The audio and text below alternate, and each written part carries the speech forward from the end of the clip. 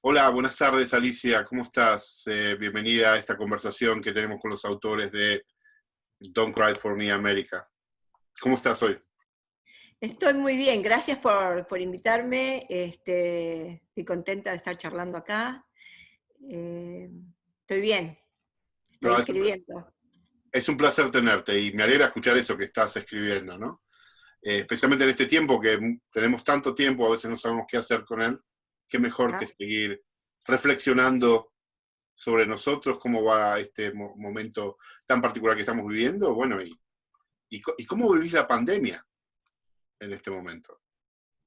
Realmente la vivo con una gran alegría que nada tiene que ver con los contagios y con el horror de las muertes y todo eso, pero para mí estar adentro de mi casa escribiendo es lo mejor que me puede pasar. Entonces soy muy de estar adentro, muy de quedarme metida con el pensamiento en el trabajo de la escritura, y entonces para mí fue como una gran vacación fantástica, día y noche, como si fuera un solo día largo. ¿No es cierto? Me pareció de lo mejor, a pesar de todo lo que representaba, este, en lo personal, ¿no es cierto? Quiero decir, me pareció de lo mejor en lo personal, a pesar de todo lo que representaba. Hasta el momento en que pasó lo de George Floyd, y entonces todo el mundo salió, yo también salí, todos salimos a la calle. Eh, y ahí ya como que al empezar a salir de esa manera, ya ahora cada tanto dan más ganas de salir, ¿no? Hacerse una caminadita en la playa. Bueno, Ya, tanto que lo necesitamos, ¿no? claro. Tu participación en Don't Cry for Me America es el capítulo de una novela tuya que tiene como título 259 Saltos y el último inmortal. Una novela que ha sido traducida a varios idiomas. Eh, por lo que recuerdo está en inglés, está en francés, está en alemán. ¿Algún idioma más? Me parece que no. Me parece que no, ¿sabes? Creo que esos son. Ah, perfecto. He visto las tapas en Amazon, así que están bien, bien distribuidas por todo el planeta. Ah, esos están en Amazon. Ujú. Bueno, Ah, contame de ese capítulo que, que- que está, con el que estás participando en la antología. ¿Qué este, trata ese capítulo? ¿De qué? en realidad, eso, que no es un capítulo, yo como para saber bien qué decirte sobre esto, es una selección de saltos, Mm, como dicen los críticos. Es una selección porque la realidad es que esta novela tiene 259 párrafos de esos numerados. Eh, y, y creo yo que sí, son los primeros 20 o los primeros 29 párrafos los que yo en realidad elegí, porque quería encontrar algo coherente para darte. Eh, y veo que se trata esto de la primera impresión que tiene esta chica en ese momento de 26 años, 27 años, al llegar al exilio en el año 1980. Entonces es recibida en el aeropuerto y es conducida en un auto a las casas donde se va a quedar. Y las primeras impresiones sobre eh, lo que ella va sintiendo, mirando para un lado y para el otro a medida que el auto avanza. Creo que eso es, ¿no? Y es como percibir el choque cultural, casi. sí, exactamente. Eso es, el choque cultural y una inicial sensación de también de cierto tipo de libertad que después, con el tiempo, y cuando uno entra a conocer más el nuevo lugar donde uno se encuentra, se complejiza, ¿no? Bueno, después Porque de todo, las novelas tienen que tener un conflicto, ¿no? sí, claro, claro, desde ya. Ahora, el conflicto en esta también está marcado por la realidad de esta chica y las razones por las cuales tiene que salir del país y llega a un país del cual no hablaba el idioma, por ejemplo. Entonces, ahí es donde ¿no? empiezan los choques. Sí, la idea de la antología siempre fue de manejar, bueno, la identidad argentina y la relación que tenemos con nuestro pasado en ese país o incluso con el presente, ¿no? Sí. ¿Cómo crees que para vos es, después de tantos años viviendo en Estados Unidos, tu relación con la Argentina y con esa identidad argentina que siempre está pegada a nosotros, ¿no? Bueno,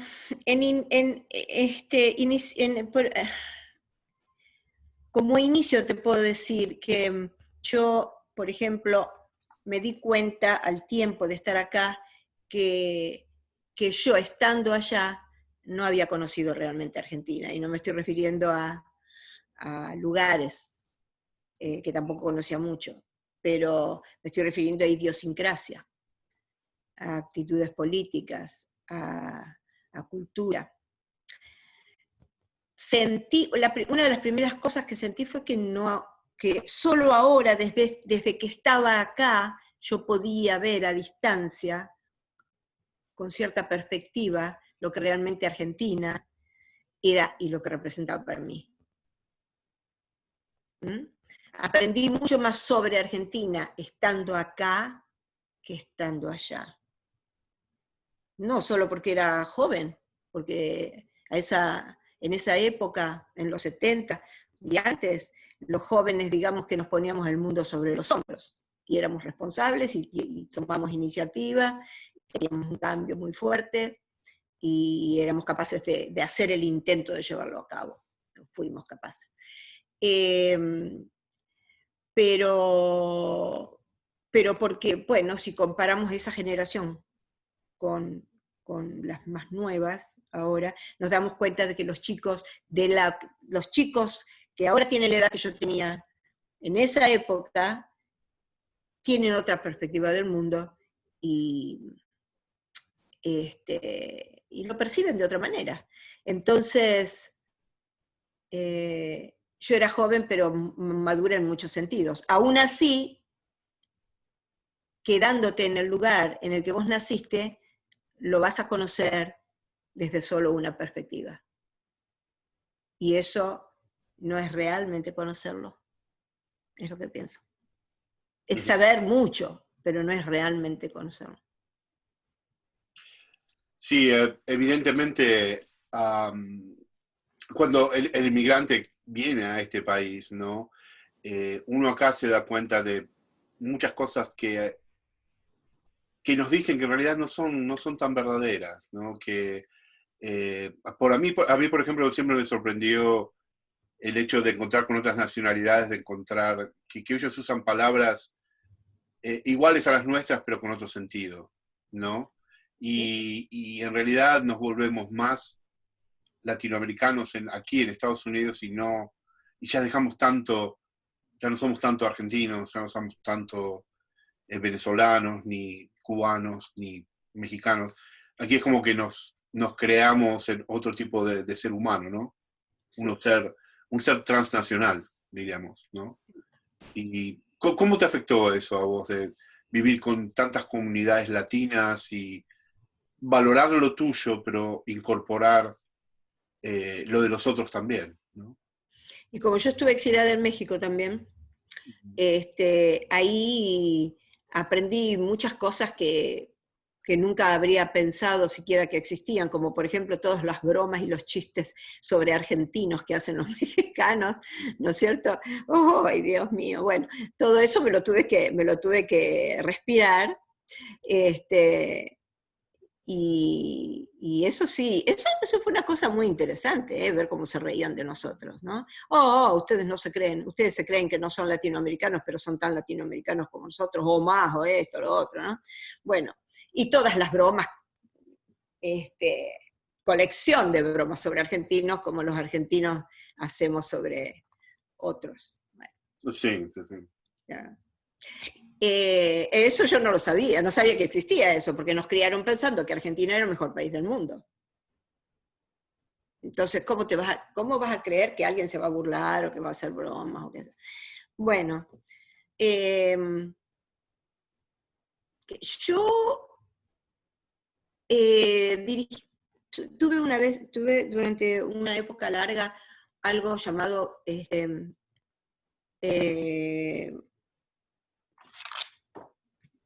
vas a tener que cortar esto, porque espérate que lo pienso, espera. Taller Hispanoamericano de Cultura, o sea, vos hasta hace clic, clic y corta. Taller Hispanoamericano de Cultura, yo lo dirigí por años. Entonces, en ese taller hispanoamericano de cultura, donde hacíamos desde invitar a Juan Gelman cuando estaba en Nueva York trabajando para las Naciones Unidas, a que hiciera lecturas en Los Ángeles para nosotros, como invitar a cantantes latinoamericanos, todo eso, ¿no? Más talleres literarios que yo dirigía y todo eso. Cuando vos decís hispanoamericano, latinoamericano, absorbíamos amigos mexicanos, nicaragüenses, todos exiliados, salvadoreños, de todo. Y entonces ahí, digamos, es posible notar las diferencias y de pronto descubrir las similitudes. Eso enriquece muchísimo. Enriquece tu perspectiva, no, ya dejas de sentirte, de sentir que tu país es el país más austral del mundo. Es pura geografía eso. En la realidad, es ni más ni menos que parte de Latinoamérica. Y con el pasar de los años eso se fue acentuando. Muchas cosas que pasaban antes en el resto de Latinoamérica y que no pasaban en Argentina, pasan ahora todos los días, ¿no? Me estoy refiriendo incluso a la invasión de la droga, que solamente se suponía que estaba en Colombia, por decir algo, ¿no? Uh-huh. Bueno, así que yo creo que nos hemos unificado, para bien y para mal. Sí, yo creo que el continente es bastante compacto, ¿no? Fíjate que México y Argentina, por ejemplo, la distancia geográfica que hay, pero el lenguaje todavía nos podemos entender perfectamente, ¿no? No, pero aparte hay adquisiciones. Ahora se usa la expresión desmadre en Argentina. Hasta los políticos la usan. Porque tal y tal cosa es un desmadre. El desmadre que se llama, eso es mexicano. Sí. Puramente mexicano. Y en Argentina se viene usando y yo sorprendidísima, pero bueno, ¿no? Es el intercambio, las idas y venidas, los regresos de los exilios, la absorción, ¿no? Sí. Sí, incluso he visto, por ejemplo, a varios mexicanos usar la palabra boludo, ¿no? Ah, sí, sí. O sea, que eso es bien nuestra, bueno, el cambio. Sí, el intercambio funciona perfectamente, ¿no? Sí. Llama mucho la atención, ¿no? Pero sí. eso sucede solamente aquí en Estados Unidos. Yo digo que sí, bueno, si bien las comunicaciones se han limado todas las distancias, ¿viste? En Estados Unidos es donde nosotros llevamos y traemos estos intercambios, ¿no? Y para mí sí, son totalmente positivos, ¿no? Sí, sí, enriquecen muchísimo.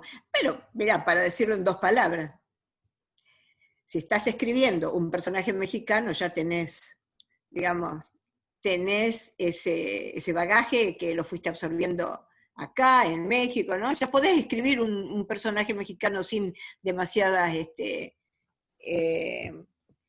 investigación, digamos, ¿no?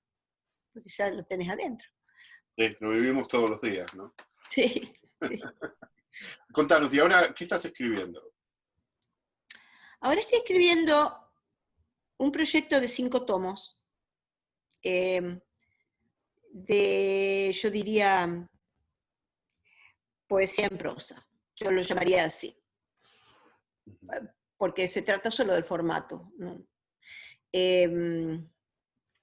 Son 5 tomos de poesía en prosa, que es un único proyecto, del cual ya se publicaron 3. tomos. En este momento estoy escribiendo el quinto y corrigiendo el cuarto, alternativamente. Y estuvo saliendo en Argentina uno por año. El cuarto sale en marzo del 21, el quinto y último en marzo del 22. Ujú. Y bueno, el título general es Sal de Sangres. El primer título completo es Sal de Sangres en Guerra. Segundo, Sal de Sangres en Declive. El tercero es Sal de Sangres en Pánico. Cuarto, Sal de Sangres en Incendio. Y el último es Sal de Sangres en Sangre. Este último está más orientado a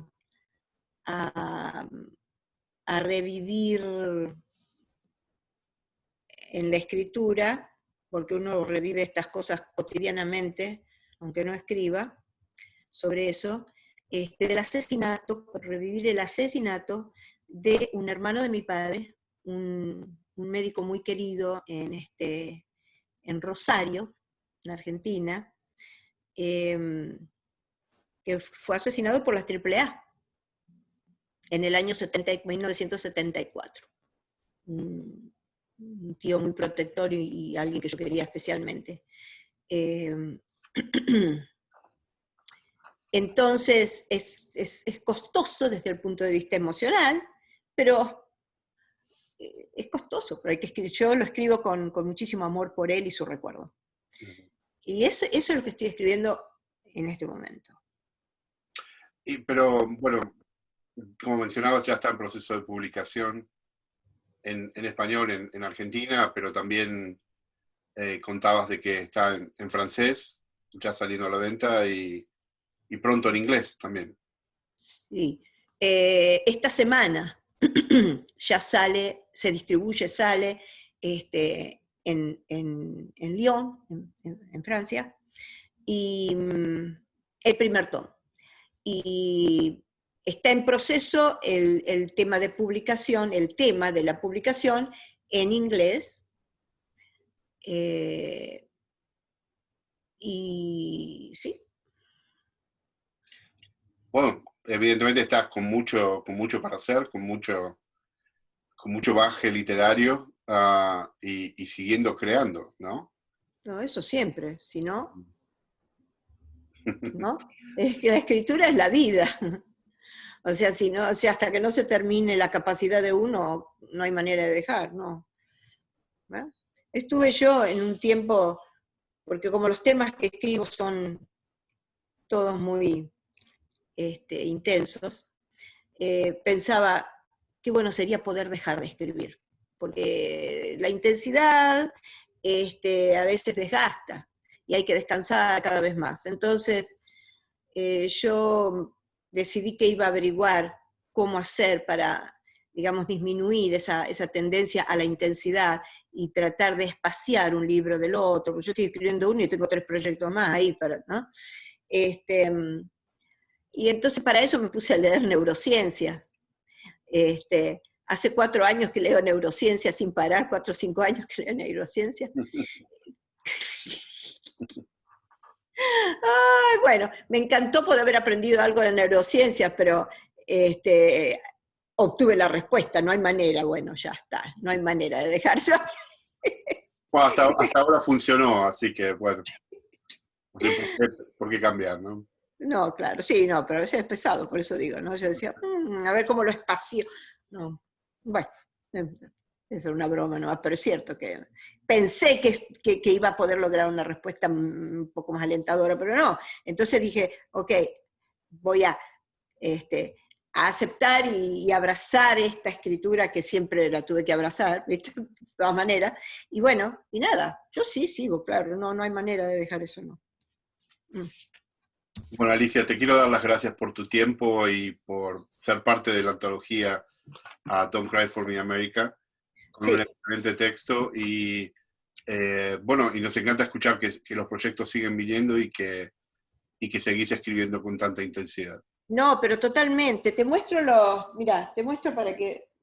Ah, En alemán lo tengo, pero lo tengo por ahí, bueno, en francés también.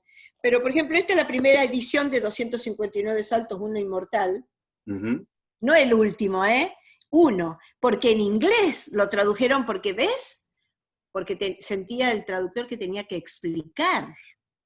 Oh, En español no es necesario. Pero bueno, yo peleé mucho eso, pero no lo logré. O sea, en inglés se llama 259 Leaps, The Last Immortal. En español es 259 saltos, uno inmortal. La cuestión es que el lector tenía que adivinar cuál era.